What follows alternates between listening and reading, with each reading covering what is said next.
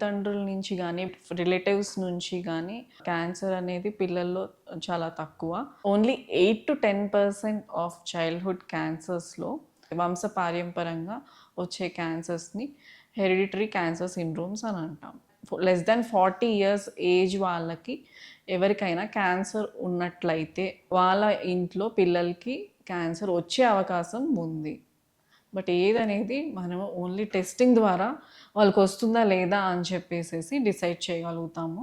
ట్విన్స్లో ఒకరికి క్యాన్సర్ వచ్చింది అని అంటే ఇంకొకరికి వస్తుందా లేదా అని చెప్పేసి కూడా చాలా డౌట్స్ వస్తూ ఉంటాయి. సో ట్విన్స్లో క్యాన్సర్ ఎవరికైనా ఒకరికి వస్తే so only certain type of mutations వల్ల ఇంకొకరికి కూడా వచ్చే ఛాన్సెస్ ఉన్నాయి. ఒకటి ట్విన్కి క్యాన్సర్ ఉందంటే కంపల్సరీ ఇంకో ట్విన్కి రావాలని లేదు.